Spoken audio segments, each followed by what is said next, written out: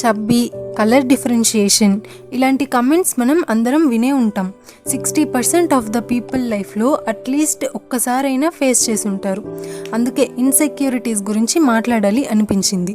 నార్మల్గా మనం relatives are తెలిసిన వాళ్ళని కలిసినప్పుడు అందరు అడిగే ఫస్ట్ క్వశ్చన్ ఏంటి? ఎలా ఉన్నావు, లైఫ్ ఎలా ఉంది, ఇదే కదా. కానీ కొన్నిసార్లు అది అక్కడితో ఆగదు. ఏం తినట్లేదా, చాలా సన్నగా ఉన్నావు అని స్టార్ట్ అవుతుంది. నేను సన్నగా ఉన్నా కాబట్టి నేను ఫేస్ చేసిన సిచ్యువేషన్స్ని చెప్తున్నా. నాలాంటి వాళ్ళని చూస్తే కొన్నిసార్లు ఫార్మాలిటీ కూడా ఉండదు. డైరెక్ట్గా ఇంకా సన్నగా ఉన్నావేంటి, ఏమైనా తింటున్నావా లేదా, మీ అమ్మ నాన్న ఏం పెట్టట్లేదా అని. ఇక్కడ నాకు అర్థం కాని విషయం ఏంటంటే, మనం ఎలా ఉన్నా దానికి మన పేరెంట్స్ని ఎందుకు ఇన్వాల్వ్ చేస్తారు? వాళ్ళు మన కోసం చేసేది సరిపోదా? అంటే వాళ్ళ పిల్లలు తినకుండా ఉంటే వాళ్ళకి ఏమైనా హ్యాపీనా? లేదు కదా. ఇండైరెక్ట్గా వాళ్ళని కూడా అన్నట్టే కదా.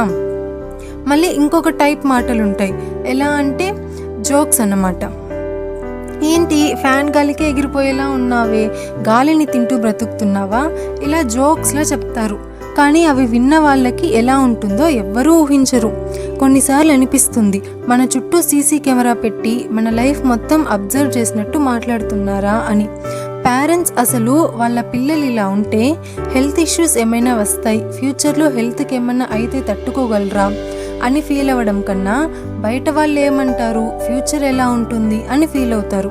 ఆ ప్రెషర్ మొత్తం మన మీద పడుతుంది. కానీ ఇక్కడ ఒక క్వశ్చన్, మన మీద కమెంట్ చేసే వాళ్ళు పర్ఫెక్టా? కాదు, ఎవ్వరు కూడా పర్ఫెక్ట్ కాదు.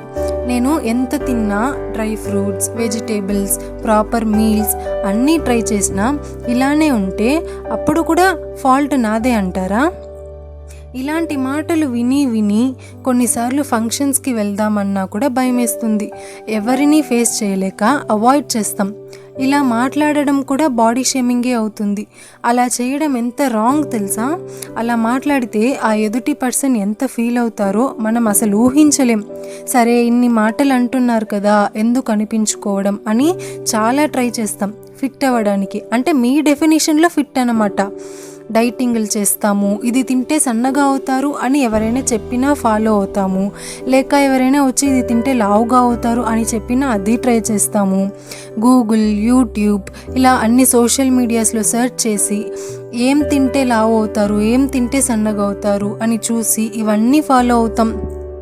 కానీ నిజమేంటంటే ఇవన్నీ ఫాలో అవ్వడం కూడా చాలా కష్టం. ఇన్ని ట్రై చేసినా కొన్నిసార్లు చేంజ్ కనిపించదు. అప్పుడు అనిపిస్తుంది మనం ఇలా ఎందుకున్నాం అని. కానీ మనం ఎలా పుట్టామో అది కూడా ఒక పార్ట్ ఆఫ్ అస్ఏ కదా. కొన్నిసార్లు స్కూల్లో కంప్లైంట్ వచ్చి ఫీల్ అయ్యే బాధ కన్నా నీ బిడ్డ ఇలా ఉంది అని పేరెంట్స్ని అడుగుతున్నప్పుడు వాళ్ళకి ఇంకా ఎక్కువ బాధగా ఉంటుంది. నా లైఫ్లో జరిగిన ఒక సిచ్యువేషన్ చెప్తా. ఒకసారి ఒక అంకుల్ వచ్చి మా అమ్మతో, నీ కూతురు చాలా సన్నగా ఉంది, ఇలా ఉంటే కష్టం, బాగా తినమని చెప్పు అని అడ్వైస్ ఇచ్చారు. అప్పుడు నాకు అనిపించింది, మా అమ్మ నా కోసం ఇలాంటి మాటలు నాతో చెప్పకుండానే ఉండింటారా అని. ఇక్కడ ఫన్నీ ఏంటంటే వాళ్ళ కూతురు చబ్బీగా ఉంది, తప్పని చెప్పట్లేదు. అలా ఉన్నా మా పేరెంట్స్ సైలెంట్గానే ఉన్నారు కదా. బట్ వాళ్ళు మా పేరెంట్స్ని హర్ట్ చేయొచ్చా? ఇక్కడ ఇంకో ప్రాబ్లం ఏంటంటే బయట వాళ్ళు అలా మాట్లాడితే దానికి ఫీల్ అయ్యి మన పేరెంట్స్ ఆ కోపం, బాధని మన పైన చూపిస్తారు. సో ప్లీజ్ బాడీ షేమింగ్ చేయకండి. మీ ఇంటెన్షన్ మంచిదేమో కానీ ఇంపాక్ట్ మాత్రం చాలా డీప్ ఉంటుంది. నల్లగా ఉంటే ఉంటామండి, అది దేవుడిచ్చిన కలర్. సన్నగా ఉన్నా, లావుగా ఉన్నా అది కూడా మన బాడీ.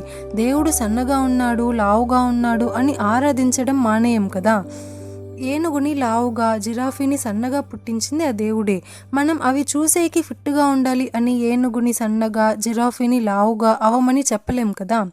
మనం ఎలా ఉన్నా మనం కంఫర్ట్గా ఉండడం ఇంపార్టెంట్. మనకి చిన్న మాటలు అనిపించవచ్చు కానీ అవి ఎదుటి వారిని ఎంత హర్ట్ చేస్తాయో మనకు తెలీదు. ఇంకొకరిని వాళ్ళు సన్నగా ఉన్నారా, లావుగా ఉన్నారా, నల్లగా ఉన్నారా అని చూడకుండా వాళ్ళు మీకు ఇచ్చే రెస్పెక్ట్, వాళ్ళు మిమ్మల్ని ట్రీట్ చేసే విధానం చూడండి. అప్పుడు వాళ్ళు మీ కంటికి చాలా అందంగా కనిపిస్తారు. నా మాటలు ఇంతవరకు విన్నందుకు చాలా థ్యాంక్స్. ఇట్లు మీ జిషి.